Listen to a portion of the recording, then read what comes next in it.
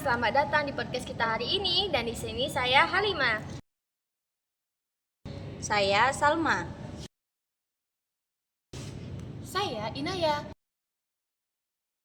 Senang banget bisa ngobrol bareng kalian hari ini. Di podcast kali ini kita bakal bahas sesuatu yang sering terjadi, tapi kadang kita nggak sadar, yaitu bahasa baku. Nah, bener banget. Terkadang kita tuh sering memakai kata bahasa baku, tetapi kita tuh nggak tahu apa sih bahasa baku itu. Nah, jadi kita mulai dari yang pertama dulu ya, yaitu pengertian bahasa baku. Pengertian bahasa baku. Pengertian bahasa baku, bahasa yang sudah ditetapkan oleh aturannya atau kaidahnya yang biasanya sering digunakan dalam situasi resmi. Nah, contohnya saat kita membuat makalah, pidato, ataupun puisi. Disitulah kita harus menggunakan bahasa Indonesia yang baik dan benar seperti bahasa baku. Misalnya enggak diganti menjadi tidak dalam bahasa baku. Di sini, selanjutnya kami akan membahas mengenai ciri-ciri bahasa baku. Jadi, ciri-ciri bahasa baku tuh ada dua. Yang pertama, bahasa baku biasanya mengikuti tata bahasa yang benar, seperti ejaan dan struktur kalimat.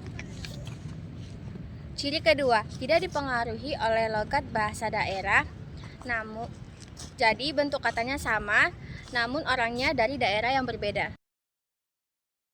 Kalau untuk fungsinya, bahasa baku punya beberapa fungsi penting. Sebagai alat komunikasi resmi. Yang kedua itu untuk mempersatu masyarakat, karena setiap orang yang berbeda daerah itu akan memakai bahasa yang sama.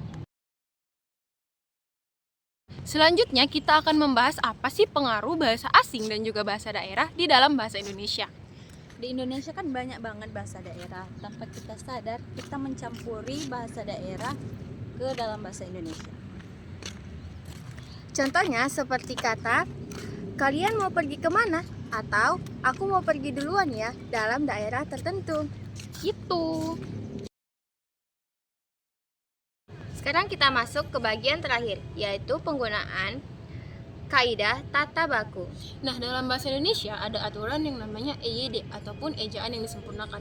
Sekarang sering disebut dengan PUEBI. Aturan ini mengatur banyak hal seperti penulisan huruf kapital, tanda baca, dan cara menulis kata. Contohnya seperti penulisan di bagian kata depan dan di sebagai ibuan. Nah, contohnya juga itu saat kita menulis kata di rumah. Di dan rumahnya itu dipisah. Sementara saat kita menulis kata di sana, di dan sananya itu digabung. Hal seperti itu penting supaya tulisan kita lebih rapi dan mudah dipahami. Semoga obrolan kita hari ini dapat menambah pengetahuan teman-teman di rumah ya. Terima kasih sudah mendengarkan podcast kami. Sampai jumpa di podcast kami berikutnya. Dadah!